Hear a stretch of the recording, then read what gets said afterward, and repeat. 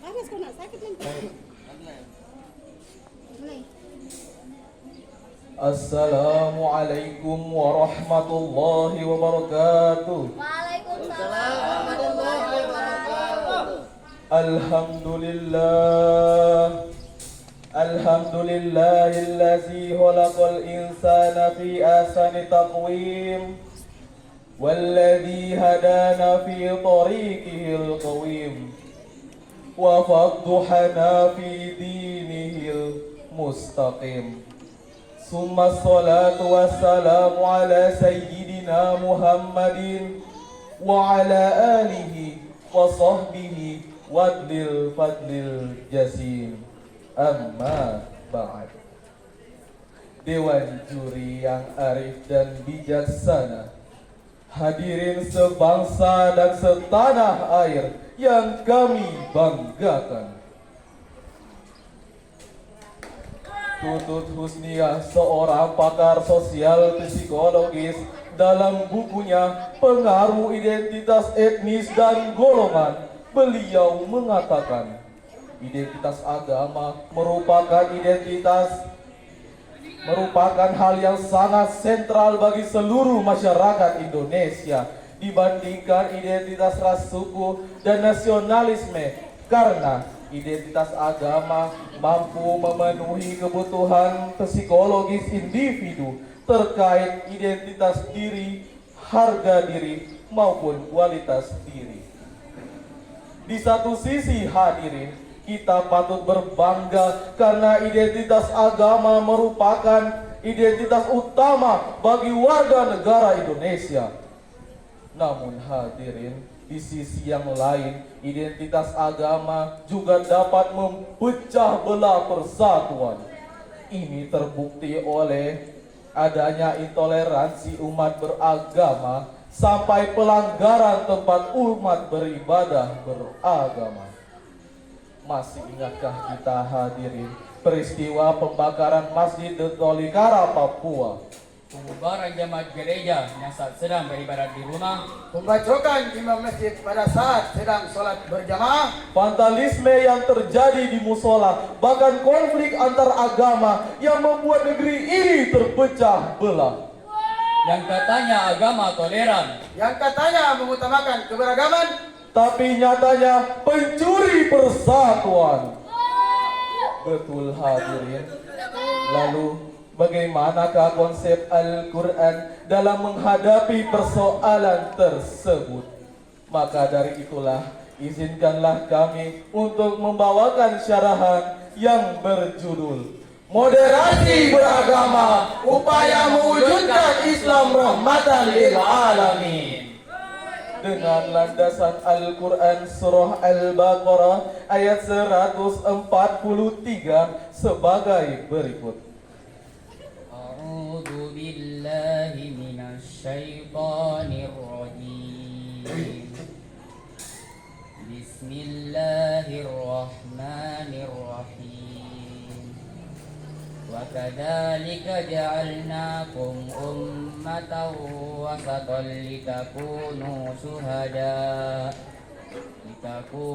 syuhada'a 'alan nasi wa yakuna ar-rasulu 'alaikum shahida. Wa ma ja'alna al-qiblata allati kunta 'alaiha illa lina'lama man yattabi'ur rasul mimman yanqalibu 'ala 'aqibayhi. Wa in kanat lakabiratan illa 'alal ladzina hadallah wa ma kana Allahu liyudhi'a imanakum innallaha bin-nasi lara'ufur rahim. Shadaqallahul azim. aku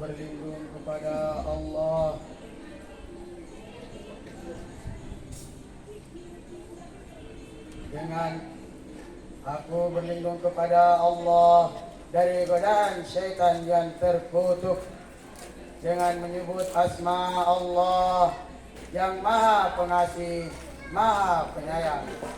Dan demikian pula kami telah menjadikan kamu umat Islam, umat pertengahan, agar kamu bisa menjadi saksi atas perbuatan manusia dan agar Rasul Muhammad bisa menjadi saksi atas perbuatan kamu.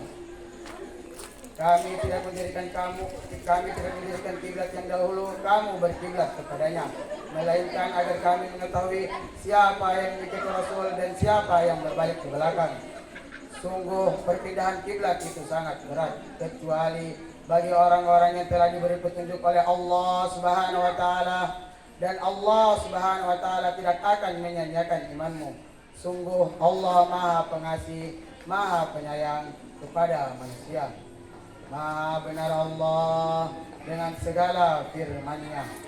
Syekh Abdul Fida Ismail Ibnu Katsir dalam tafsir Ibnu Katsir jilid 5 halaman 338, beliau menjelaskan bahwa Nabi Muhammad diturunkan oleh Allah bukan semata-mata untuk membinasakan orang yang tidak beriman, melainkan untuk menciptakan perdamaian dan menjadikan rahmat bagi seluruh umat. Allah menyebutkan satu terminologi yang berkaitan dengan moderasi beragama, yakni kalimat ummatan wasaton. Hal ini seirama dengan syair karya Kiai Haji Abdul Wahab Hasbullah yang berbunyi, Ya lal watan, ya lal watan, ya lal watan, hubul watan minal iman, wala takun minal iman, irhadu agar watan. Umat yang berada di tengah tidak menjunjung dalam rohani, Tidak hanyut dalam materi, tapi majukan aspek rohani dan jasmani, sehingga terjadilah Islam yang rahmatan lil alamin. Timbullah pertanyaan, mengapa Islam yang penuh dengan nilai justru lekat dengan yang namanya ekstremis? Jawabannya adalah karena sebagian umat Islam ada yang berlebih-lebihan atau dalam istilah agama disebut al-ghul. Dewan juri yang mulia, hadirin yang berbahagia, menurut Profesor Dr. Quroi Shihab, ada 3 cara agar moderasi beragama dapat terlaksana. Yang pertama, adanya pengetahuan dalam diri kita.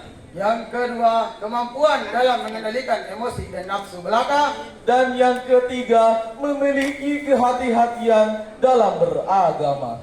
Dengan demikian, jika akhir-akhir ini masih ditemukannya aksi-aksi terorisme, radikalisme yang katanya dilakukan oleh orang Islam, maka sekali lagi kami katakan, ini bukan ajaran agama Islam, melainkan ini hanya merusak keindahan agama Islam.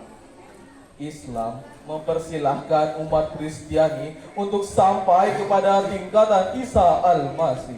Islam mempersilakan umat Hindu untuk mengamalkan ajaran Vedanta. Islam juga mempersilakan umat Buddha menjalankan ajaran Dhamma Siddhata Gautama.